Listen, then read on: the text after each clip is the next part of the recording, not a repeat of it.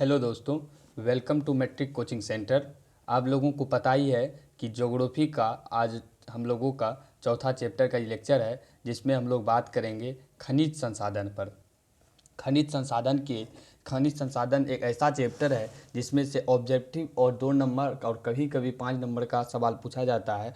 तो इस चैप्टर में हम लोग 1 नंबर और यानी कि ऑब्जेक्टिव और 2 नंबर वाले सवाल को अच्छी तरीके से कंप्लीट करेंगे और बता दिया जाएगा क्या जितना सवाल इसमें पूछा जाता है वो सवाल कहाँ से पूछा गया है और 2 नंबर का सवाल हम लोग कैसे नोट डाउन करेंगे, इस सभी प्रकार का अभी तरीका बताया जाएगा। चलिए वीडियो को स्टार्ट करते हैं। तो आप लोगों को जैसे पता ही है कि मेरा चैनल यानी कि मैट्रिक कोचिंग सेंटर एक ऐसा चैनल है जिस पर बस वही उसी पर बात किया जाता है कि जिस जिस सवाल को पूछा जाएगा एवं जिस सवाल को पूछा गया है सिर्फ वही सवाल पर डिस्कस किया जाता है, अन्यथा कोई भी सवाल पर इसे डिस्कस नहीं किया जाता है। क्योंकि ज्योग्राफी एक बहुत बड़ी बुक है, अगर पूरे कंप्लीट करने में हम लोगों को कम से कम 3 मंथ भी लग सकता है। इसलिए हम लोग शॉर्ट वे में न के शॉर्ट नोट्स करते हुए निकलते चलेंगे। चलिए वीडियो को स्टार्ट करते हैं। तो हमारा है, भारत में लगभग 100 से अधिक खनिज मिलते हैं। तो यह सवाल पूछा जाता है कि भारत में कितने खनिज मिलते हैं। तो इसका आंसर होगा हम लोगों का भारत में 100 से अधिक खनिज मिलते हैं। तो वहाँ 100 ही लिखा रहेगा, तो हम 100 में टिक करेंगे। उसके बाद नेक्स्ट है, जियोलॉजिकल सर्वे ऑफ इंडिया तेल एवं प्राकृतिक गैस उपयोग एवं निजी क्षेत्र की कंपनियां इस दिशा महत्वपूर्ण कार्य कर रही है। खनिज के सर्वेक्षण एवं विकास की दृष्टि में जियोलॉजिकल सर्वे ऑफ इंडिया तेल एवं प्राकृतिक गैस आयोग निजी क्षेत्र की कंपनियां इस पर महत्वपूर्ण कार्य करती है। नेक्स्ट हम लोग यहाँ देखते हैं, हमारा स्थलमंडल चट्टानों से बना है तथा चट्टान खनिज के संयोग से बनी है। हमारा स्थलमंडल किससे बना है? तो चट्टान से। चट्टान किससे बना है? चट्टान तो खनिज से बना है। अभी तक लगभग 2000 से अधिक खनिजों की पहचान की जा चुकी है, किंतु 30 खनिज ही आर्थिक दृष्टि से महत्व रखता है। देखिए नेक्स्ट में हम लोगों का यहाँ है, खनिज की समानता कितने प्रकार के होते हैं। तो खनिज की बात की जाए तो खनिज समानतः 2 प्रकार के होते हैं। कई बार ऑब्जेक्टिव में यानी कि 2 नंबर के क्वेश्चन में पूछा भी जा चुका है, क्या खनिज कितने प्रकार के होते हैं और इसका वर्णन करें।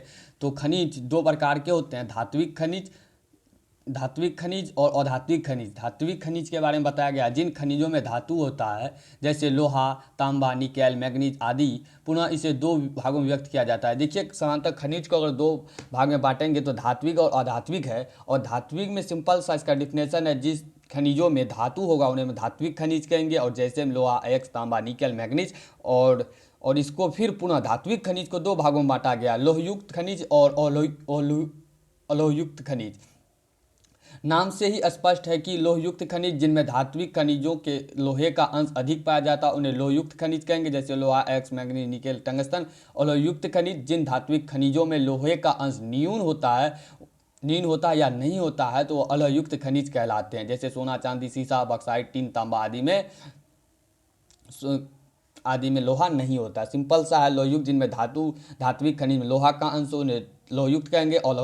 अलोहयुक्त खनिज उन्हें कहेंगे जिसमें धात्विक खनिज में लोहा का अंश न्यून हो या होता ही नहीं हो, तो उसे हम लोग कहेंगे अलोहयुक्त खनिज। जब प्रश्न को आप लोग अच्छी तरीके से नोट डाउन करेंगे और ठीक तरीके से याद कर लेंगे। और नेक्स्ट हम लोगों का आएगा अब अलोहयुक्त खनिज के बारे में। और यहाँ दिया गया धात्विक खनिज और लोहयुक्त बारे में किधर किधर है तो उन्हीं के बारे में दर्शाया गया है। बालाघाट इधर दिया हुआ है, बालाघाट, उसके बाद सुंदरगई, मयूरभंज, म्यांमार, बालाघाट, नागपुर, उसी के बारे में बताया गया है। मैप पर उतना कार्य नहीं करेंगे। और धात्विक खनिज आई, जो यहाँ धात्विक खनिज समानतः ऊपर में जो हम लोग 2 प्रकार के यहाँ खनिज देख चुके हैं अभी, खनिज समानतः 2 प्रकार के होते हैं, उनमें हम लोग धात्विक खनिज फर्स्ट की बात कर चुके हैं। तो नेक्स्ट हम लोगों का है अधात्विक खनिज। अभी यह आप लोग आगे देखिए, खनिजों का वर्गीकरण देखिए, खनिजों का वर्गीकरण किया गया है। तो खनिज, अधात्विक खनिज के बाद थोड़ा सा पढ़ते हैं। इन खनिजों में धातु नहीं होता है। और फर्स्ट में हम लोगों को क्या था, धात्विक खनिज में धातु था और अधात्विक खनिज में धातु नहीं होता है। तो जैसे चूना पत्थर, डोलोमाइट, अभ्रक, जिप्सम आदि अधात्विक खनिज भी 2 प्रकार का होता है, कार्बनिक खनिज और अकार्बनिक खनिज। और हम लोग का धात्विक खनिज भी 2 प्रकार का था।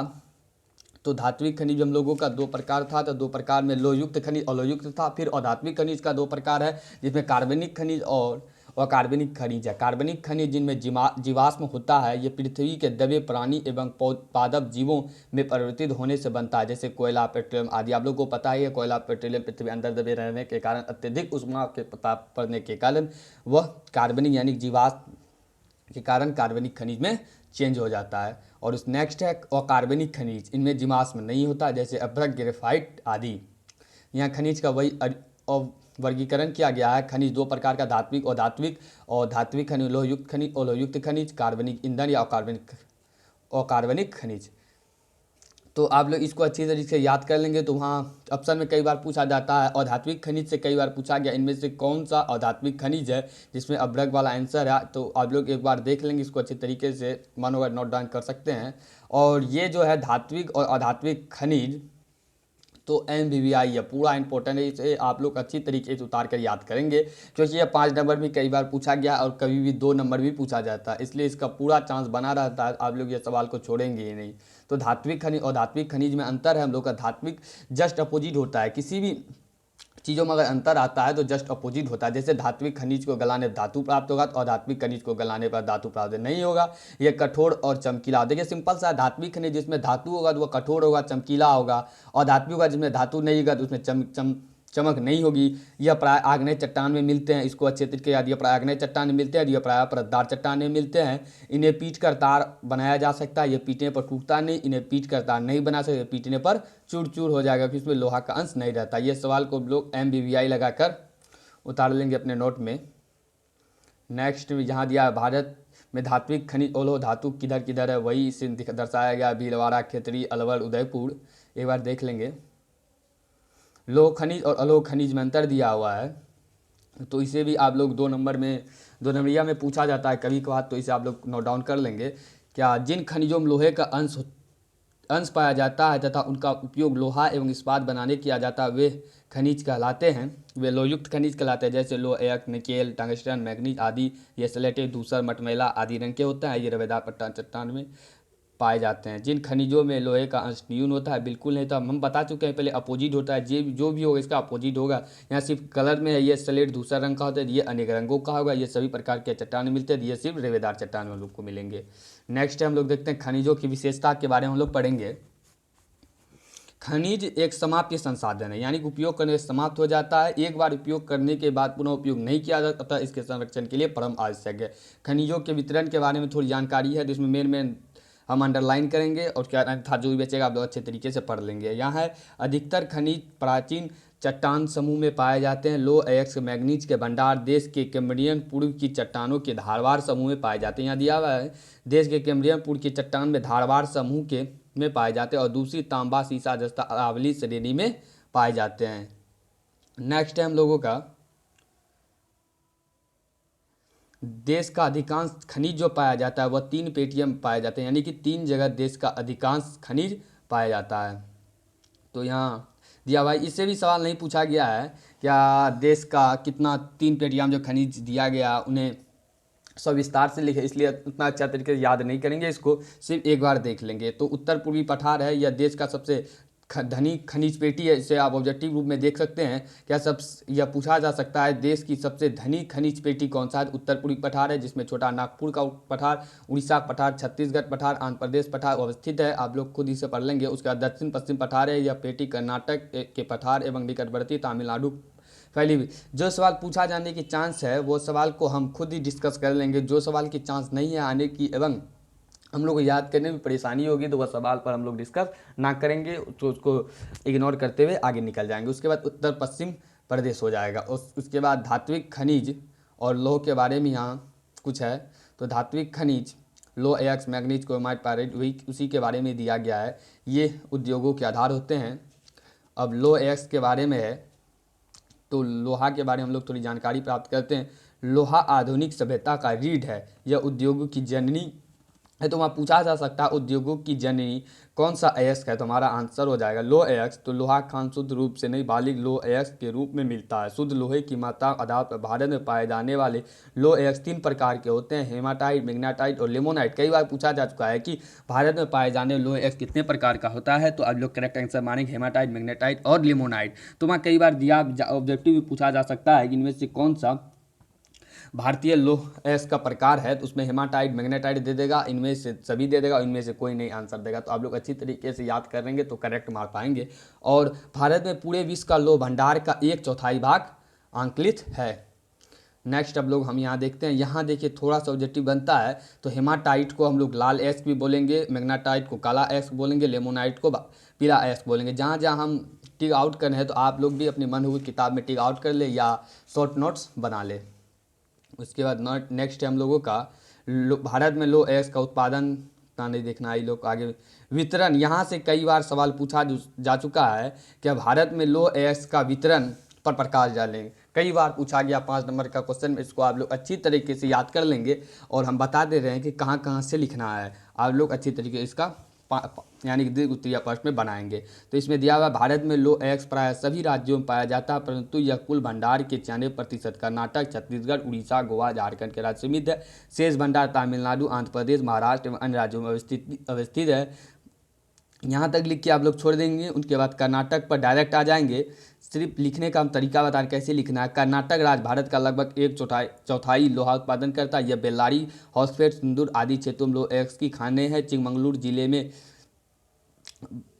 बाबा बुदन, कालाहंडी एवं केमनगुडी की पहाड़ियों में लोहे के अनेक खाने। एक बार पूछा गया था बाबा बुदन की पहाड़ी कहाँ है, जिसका आंसर हम लोग का कर्नाटक हो जाएगा।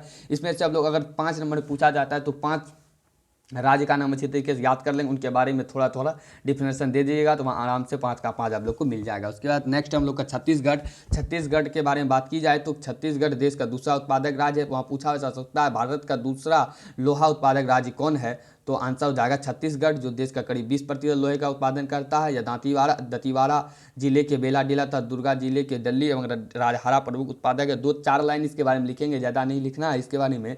और क्योंकि यह सब सवाल अभी बना लेना है, अच्छी रहेगा, क्योंकि जब हमारा और सब लेक्चर आएगा, जब 3 माह बचेगा एग्जाम का, तो उसमें हम लोग MVVI लगाकर सवाल को करेंगे। क्योंकि अभी इतना सवाल को लिख लेंगे और अच्छे तरीके से देखेंगे, जब आएगा एग्जाम जितना नज़दीक आएगा उतना क्वेश्चन हमारे चैनल पर से बताया जाएगा, उसी से ही सजेस्टेड क्वेश्चन आ जाएगा। आप लोग को अत्यधिक पढ़ने की आवश्यकता नहीं होगी। लेकिन अभी हम लोग के पास टाइम बहुत है, 9-10 से 11 माह टाइम है, इसलिए पूरा डिटेल से भी हम लोग पढ़ेंगे। अगर डिटेल से पढ़ा रहेगा, अगर सवाल नहीं भी आएगा तो पहले का पढ़ा हुआ सवाल हम लोग अच्छी तरीके से वहाँ एक्सप्लेन कर सकते हैं। तो नेक्स्ट हम लोग का झारखंड है। झारखंड देश का 5वां और गोवा है तीसरा, गोवा देश का चौथा बड़ा लोहा उत्पादक राज्य है। देश का 16% यही लोहा प्राप्त करता है। यहाँ की प्रमुख खाने क्विलिम, संग्यूम, क्यूपेम, सातरी, पोंडा, एल्यूमिनियम। इसमें से आप लोग 5 तो याद कर लेंगे उतार के। उसके बाद हम लोग का महाराष्ट्र आता है, आंध्र प्रदेश है, तमिलनाडु है। उसके बाद नेक्स्ट हम लोग देखते हैं, उसके बाद मैग्नीज अयस्क से 2 नंबर का 2018 में शायद सवाल पूछा गया, इसको अच्छे तरीके से पढ़ेंगे हम लोग। और यहाँ जो दिया हुआ है इससे तो ऑब्जेक्टिव कई बार पूछा जा चुका है, क्या 1 टन इस्पात बनाने में लगभग 10 किलोग्राम मैग्नीज का उपयोग किया जाता है। यहाँ से कई बार पूछा है क्या 1 टन इस्पात बनाने में लगभग कितने किलोग्राम मैग्नीज का उपयोग किया जाता है, तो 10 किलोग्राम मैग्नीज का। और इधर जो हम लोग का लिखल है मैग्नीज अयस्क, तो मैग्नीज के बारे में तो 2 नंबर फिक्स है और 2022 में इसका आने की 100% चांस है। तो मैग्नीज के बारे में हम लोग जानकारी प्राप्त करते हैं थोड़ा सा, और इसका 2 नंबर में शॉर्ट नोट्स कर लेंगे। मैग्नीज के उत्पादन में भारत स्थान विश्व में रूस एवं दक्षिण अफ्रीका के बाद तीसरा। इसका अर्थ यह है रूस फर्स्ट है और दक्षिण अफ्रीका सेकंड है और तीसरा भारत है। यह मुख्य रूप से जंगरोधी इस्पात बना है। हम बता देंगे इससे किस प्रकार से सवाल पूछा जाता है। तो इनका मुख्य रूप से जंगरोधी इस्पात बनाने, यानी जंग बिना जंग लगने वाला इस्पात, और लोहा मैग्नीज के मिश्र धातु बनाने का उपयोग होता है। इसका उपयोग शुष्क बैटरियों के निर्माण, फोटोग्राफी, चमड़ा, माचिस उद्योगों में होता है। साथ ही इसका उपयोग पेट तथा कीटनाशक दवाओं के बनाने में किया जाता है। भारत के कुल उत्पादन का 85% मैग्नीज का उपयोग मिश्र धातु बनाने में किया जाता है। देखिए इतना याद करना हम लोग की याद नहीं करना, इसमें से सिर्फ यही पूछा जाता है मैग्नीज का उपयोग किस किस चीज़ में किया जाता है। तो आप लोग सिंपल सा नोट्स बनाएंगे क्या लोहा, तो इसका लिखेंगे मैग्नीज का उपयोग सूक्ष्म बैटरियों के निर्माण में, फोटोग्राफी, चमड़ा, माचिस उद्योग में होता है। साथ ही इसका उपयोग पेड़ तथा कीटनाशक दवाओं को बनाने में किया जाता है। भारत का कुल 85% मैग्नीज का उपयोग मिश्र धातु बनाने में किया जाता है। उसके बाद मैग्नीज का थोड़ा सा वितरण दिया है। मैग्नीज का संचित भंडार 1670 लाख टन है। विश्व के जिम्बाब्वे भारत का मैग्नीज सबसे बड़ा संचित भंडार, इसको नहीं देखेंगे हम लोग, नेक्स्ट आगे बढ़ जाएंगे। उसके बाद मैंगनीज के भंडार के बारे में, यहाँ उड़ीसा में कितना मैंगनीज है वही उसी के बारे में जान के भारत में मैंगनीज उत्पादन अग्रणी है। यहाँ से सवाल एक बन सकता है, भारत में मैंगनीज के उत्पादन में अग्रणी राज्य, तो आंसर हो जाएगा उड़ीसा। नेक्स्ट हम लोग का महाराष्ट्र के बारे में यहाँ थोड़ा सा दिया हुआ है, और यानी कि मैंगनीज के कहाँ कहाँ है उसी के बारे में दिया गया है। इतना डिटेल तो नहीं पूछता है, इसलिए ज़्यादा हम लोग इस पर फोकस ना करेंगे। उसके बाद धात्विक खनिज पर आ जाएंगे। धात्विक खनिज यानी अलोक खनिज। तो हम लोग नेक्स्ट धात्विक खनिज पर आ जाते हैं। वितरण दिया हुआ है,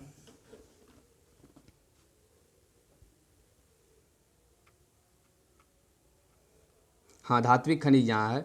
तो इसके अंतर्गत धात्विक खनिज, इसके अंतर्गत बॉक्साइट, सोना, चांदी, टीन, सीसा, जस्ता आदि आता है। और बॉक्साइट यह एक अलोह धातु निषेक जिससे एल्युमिनियम नामक धातु निकाली जाती है। तो पूछा जाता है क्या बॉक्साइट एल्युमिनियम का एस क्या है, तो इसका आंसर हम लोग का बॉक्साइट हो जाएगा। इसको अच्छी तरीके से आप लोग याद कर लेंगे कि बॉक्साइट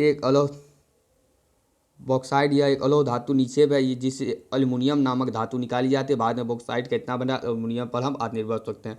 इसका बहुमुख्य उपयोग वायुयान निर्माण, विद्युत उपकरण निर्माण, घरेलू साज सज्जा, ये इस यहाँ से भी एक 2 नंबर का सवाल बनता है।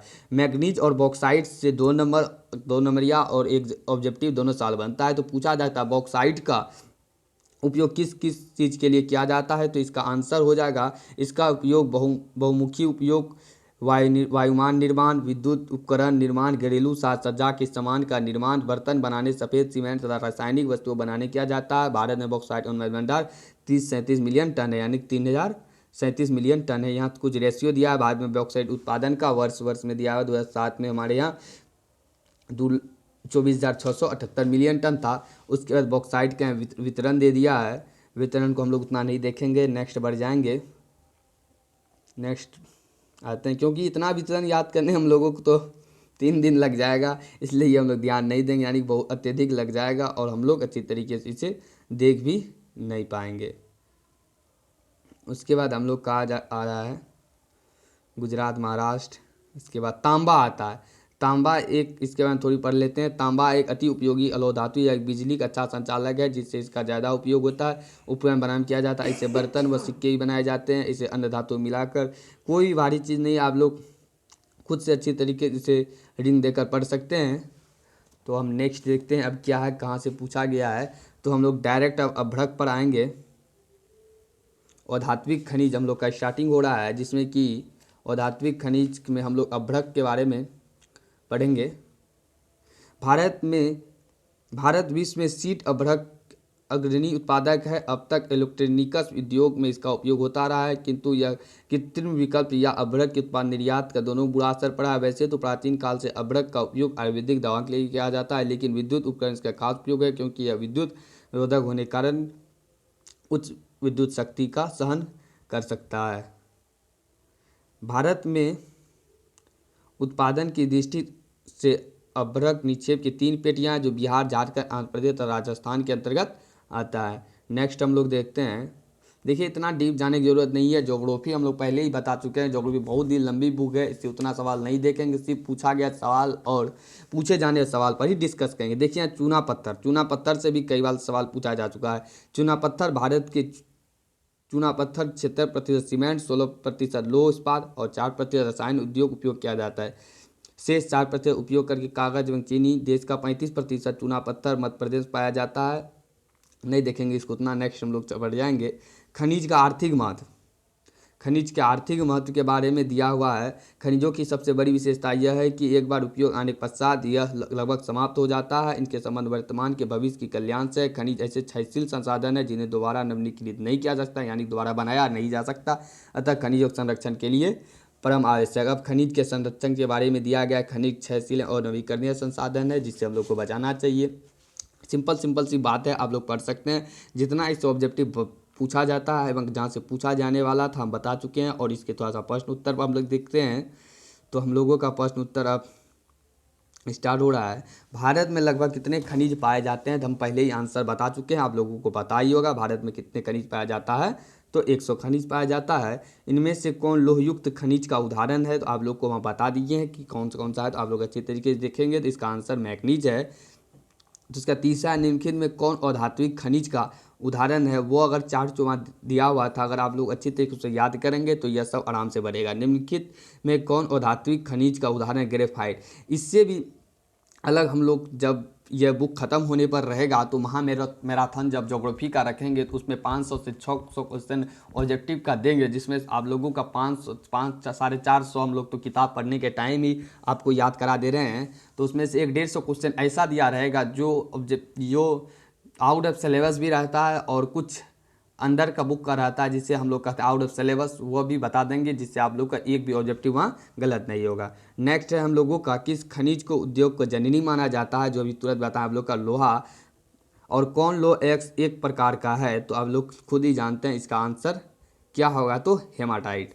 कौन भारत का सबसे बड़ा लोह उत्पादक राज्य है? तो अभी तुरंत ही आप लोग याद किए, इसका आंसर कर्नाटक है। छत्तीसगढ़ भारत का कितना प्रतिशत लोह एक्स का उत्पादन करता है? तो आंसर सिंपल सा 20%। नेक्स्ट हम लोग किताब में आप लोग ऐसे टिक मार लेंगे, क्योंकि ऑब्जेक्टिव किताब का जितना भी लेसन के समाप्त होने पर दिया जाता है वो एकदम अच्छी तरीके से आप लोग को याद रहना चाहिए। तो मैग्नीज के उत्पादन भारत का विश्व में क्या स्थान है? तो अभी तुरंत बताया आप लोगों को, तृतीय है। 1 टन इस्पात बनाने में कितने मैग्नीज का उपयोग किया जाता है? तो आंसर 10 किकरा हो जाएगा। उसके बाद है उड़ीसा किस खनिज का सबसे बड़ा उत्पादक राज्य है? तो मैग्नीज। अभी तुरंत देखें हैं एल्युमिनियम बनाने के लिए किस खनिज की आवश्यकता पड़ती है?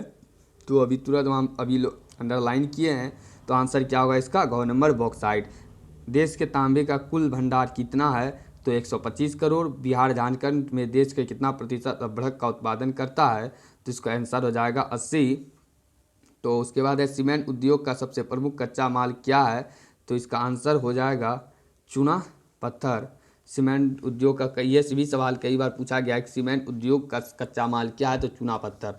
उसके बाद इधर दिया हुआ है नेक्स्ट हम लोग का लघुत्तरीय प्रश्न दिया गया जो कि अत्यधिक है, और 8 द्वितीय प्रश्न दिया गया, इसका मतलब 12 है।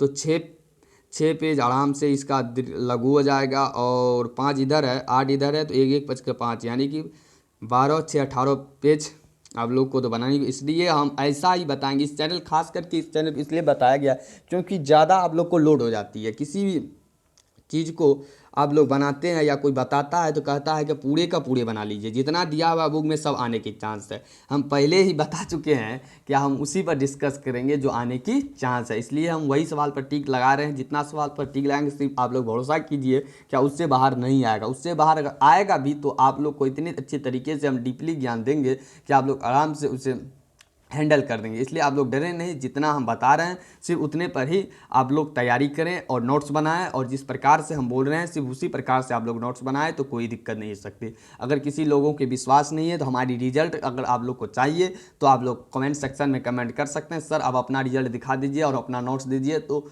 हम आप लोगों को वीडियो स्टार्ट करने से पहले अपने रिजल्ट को डायरेक्ट आप लोग को मार्कशीट भी दिखा सकते हैं। और मेरा हैंडराइटिंग नोट्स आप लोग को चाहिए तो टेलीग्राम ग्रुप मेरा क्लियर होने का आप लोग को बता दिया जाएगा, और वहाँ से आप लोग देख सकते हैं और मेरा नोट्स भी देख सकते हैं किस प्रकार मेरा बनाया गया है। जिस स्टूडेंट को वीडियो अगर अच्छे नहीं लगते हैं तो आप लोग जा सकते हैं इस चैनल डिसलाइक करके, अगर वीडियो अच्छे लगे तो वीडियो को लाइक करें और चैनल को सब्सक्राइब करें और वीडियो को अधिक से अधिक शेयर करें। और हम लोग आते हैं लघुत्तरीय प्रश्न पर, खनिज क्या है? तो खनिज के बारे में एक सवाल ये बना लेना है, खनिज क्या है? धात्विक खनिज के दो प्रमुख पहचान को नहीं बनाना है। उसके बाद खनिजों की विशेषता का उल्लेख करें, इस सवाल को बनाना है। लोह अयस्क के प्रकार के नाम लिखे, वही हेमाटाइट सब वाला जो है लोहे के अयस्क के प्रकार के नाम लिखे, इसको बनाना है। लोह के प्रमुख उत्पादक राज्य के नाम, वह छत्तीसगढ़ सब जोता लिख देना है। झारखंड के मुख्य लोह उत्पादक जिलों के नाम लिखें, इसे भी हम लोग छोड़ देंगे। उसके डायरेक्ट आ जाएंगे, डायरेक्ट नीचे की तरफ आएंगे। आप लोग जितना हम टिक मारते हैं आप लोग उतार लीजिएगा पहले ही। मैग्नीज के उपयोग प्रकाश राय जो बता चुके हैं। अभ्रक का उपयोग बनाना है, चूना पत्थर बनाना है। उनके बाद खनिज के संरक्षण प्रबंधन के बारे में बना लेना है। उसके बाद नेक्स्ट हम लोग आते हैं 1 2 3 4 12 में से आप लोग को 6 से 5, 5 से 6 हम वही बनाने बोले हैं। और जब 3 माह बचेगा तो उसमें 2 या 1 सवाल ही हम आप लोग को याद करने बताएंगे, क्योंकि टाइम नज़दीक आने पर अत्यधिक नहीं पढ़ना है और बहुत कम ही शॉर्ट वे में पढ़ के अच्छी तरीके से हम लोग को वहाँ से बना के लाना है। और हम लोग का सोशल साइंस सब्जेक्ट है जैसा है जिसमें हम लोग का 80 का 80 आ सकता है, क्योंकि 40 का 40 ऑब्जेक्टिव हम लोग सही मारेंगे और अच्छी प्रकार से जिस प्रकार से हम पढ़ा रहे हैं तो वैसी प्रकार से आप लोग पढ़े तो एक भी 2 नंबर का आप लोग मिस नहीं होगा। और मास्टर को मजबूरन होकर नंबर 2 में 2 और 4 में 4, 2 में 2 और लघुत्तरम और सब्जेक्टिव 4 में 4 देगा। और स्कूल से हम लोग जाने पर कम से कम बात की जाए तो 95 प्लस सोशल में आ सकती है। अब हम लोग का इसमें देखते हैं खनिज कितने प्रकार के होते हैं, तो सावधान एक सवाल यहाँ बनाएंगे। धात्विक और धात्विक खनिज के बारे में 2 सवाल हुआ, जो 5, 6 से 7 लाइन में। धात्विक और अधात्विक कोई सवाल बनाए न बनाए, धात्विक और धात्विक खनिज को आप लोग तो छोड़ेंगे नहीं। उसके बाद खनिज पेटियों के नाम किन्हीं 2 का वर्णन कीजिए, इसे बना लेंगे। 3 सवाल हुआ। उसके बाद भारत में लौह अयस्क के वितरण में प्रकाश डालें। भारत में लौह अयस्क के वितरण प्रकाश डालें, इसको बनाइएगा। उसके बाद खनिज के संरक्षण के उपाय सुझाइए। बस इतना ही सवाल आप लोगों को इसमें बनाना है। 508 में से 5 सवाल और 12 में से 5 से 6 सवाल। बस 4 से 5 पेज में आप लोग का आसानी तरीके से हो जाएगा। और इस प्रकार से हमारा ये चौथा लेक्चर जो खनिज संसाधन वाला था पूरा हो गया।